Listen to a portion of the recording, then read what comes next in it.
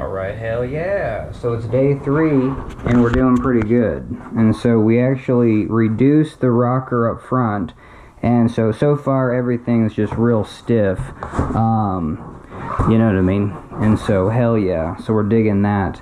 I'm gonna put a platform over this because this is simulating the 4-inch inflated floor, where if you have this, then you can do drain holes. So 4 inches is kind of the minimum of flotation surface. Hell yeah. And so we reduced, you know what I mean? So now that bow rocker's not too extreme. If this is where I'm sitting, that's already out of the water. You know what I mean? And so the whole idea was, if this is flat, that's out of the water. But also this hinge, and that's the thing, this might be too much rocker. Who knows? Because, like, yeah, and this kind of is. That's a lot of rocker. Like, this is probably the most that I would want. But when sitting back here, I have the option of going to this quadrant to really, you know, move that up. And then the other thing is that this is just the floor section. So that's an extreme amount of rocker for the floor, but maybe not. You know what I mean? And what I have found was that with a larger boat, like if you do have a larger boat with big tubes out here on both sides, I think you really do want to fully release, you know, the other half of the boat and just get it the hell out of the water. You know what I mean? Up to like a foot, at least visual. That's what happened with the RMR boats, whether it was the Fat Cat or the Thundercloud. They're just wide, and they have a little bit of weight to them, and so that other edge just drops in. And so I guess what I was getting at is just this simulates the inflated floor, and then I'm going to drop to my outer tubes. And so that allows this to drop onto another edge. And so that's what I was getting at, is that even though I could put my weight onto this corner and hell yeah, and kind of release the bow and stuff, the general gist is to hell yeah. And then so this is kind of the main seating compartment where I want the thwart, like the D-ring would be like a right about here, where if I scooted back onto the thwart, I would be onto this surface. And so that was kind of the goal for this design. This hole kind of simulates where the D-ring is and where maybe the center of the thwart is. You know what I mean? And so if I scoot back, you know, on the back part of the thwart, I'm going to be dropping to this surface. And that's a step in the right direction.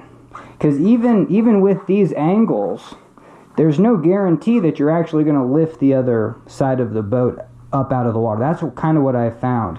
I found that if you do drop it onto a stair step, hell yeah, then you can physically lift the other side. So this is kind of that balance between being here, shifting back, you know, and if I'm on this surface, maybe that releases, you know, that bow, especially in a flat water situation. You know, I'm just moving back and that bow releases, hell yeah.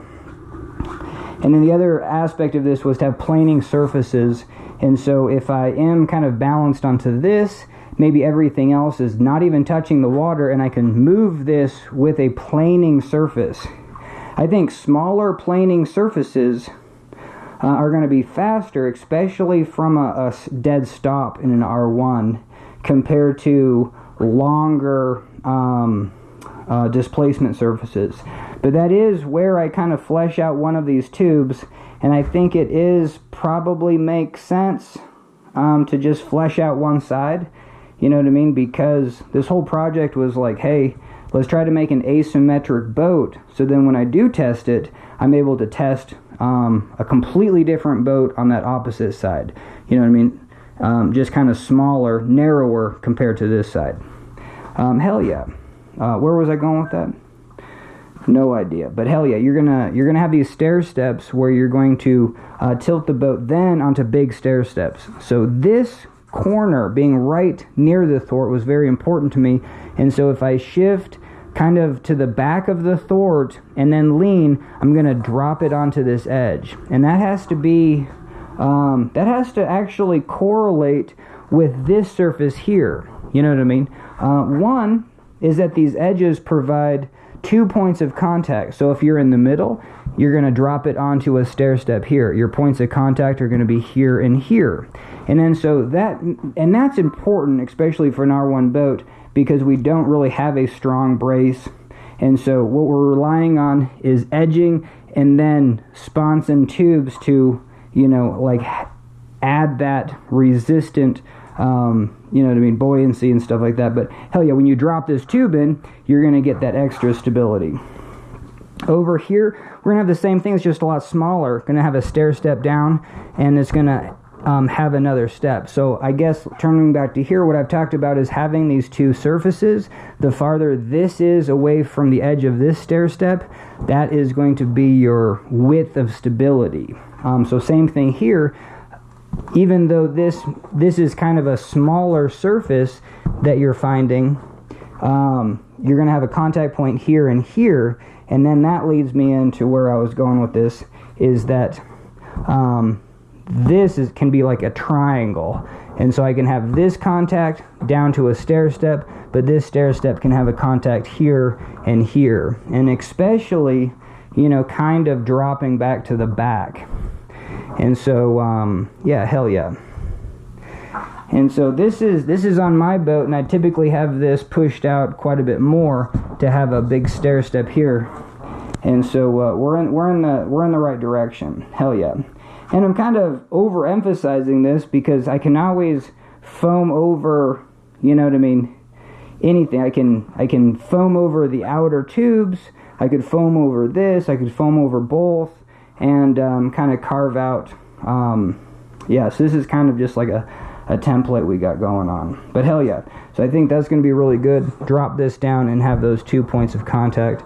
But as I do this design, what we're trying to do is eliminate these corners. And so to have a rockered profile. So we're starting with a heavily rockered floor, and then we're going to continue the rocker. So there is a chance that I can have a flat section through here, you know what I mean, and just accept that we do have a big edge drop down. And this might be where you want the most edge drop down. I have no idea, but I do know if I am going to have a flat section, it would probably mean that this has to be dropped down, and then there would be my flat section from there to there.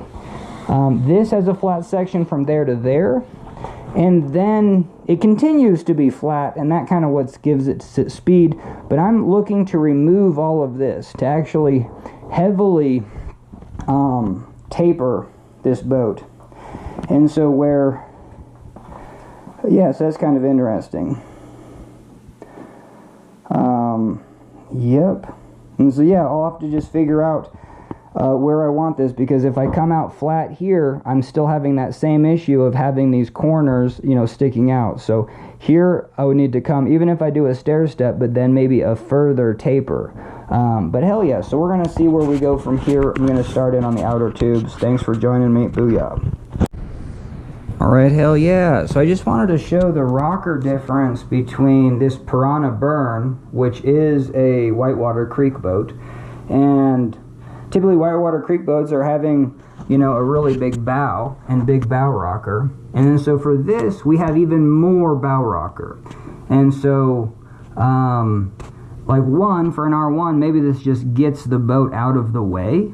And so that's an element there. The other thing is that an R1 boat might be longer. Like if this is, you know, effectively 8 feet, an R1 boat is 10 feet, and the extra width. And so, and it's kind of fascinating. An R1 boat is you can be so dynamic with it. If you do jump forward, you can shift all the weight to the bow and kind of release the stern. So that's kind of what we have here. We have a boat that can, you know, you can release other sections of the boat, and that's because an R1 boat is so wide and so long and so heavy. Or, you know, even if it's not that heavy, you still have weight that's far away from your back corner of where you're sitting, and that's going to act as leverage. And because you have that counterbalance with leverage, you're able to use that. And so where a kayak, because I was even kind of surprised, even with the kayak, you don't have the dynamic corners. Like, it's very subtle in here, where if like you had this and then this would be your 3/4 released, because you're technically sitting here, sure, you can kind of lean back onto this edge, but it's nothing like the R1 boat where you can, you know, physically move to that corner, release 3/4 of the boat, and have that dynamic be, you know, something very useful. And so that's kind of what I was wanting to show, is just the extra rocker in an R1 that might be useful. Now, this is supposed to be just the inflated floor, and we already started to make our bow rocker huge, but I wanted to make the boat short anyway, so there's technically no reason why we should have too much more material off the bow. And so hell yeah, so that can kind of continue, but still, that's a sizable bow rocker. Anyway, hell yeah, so thanks for joining me. Booyah.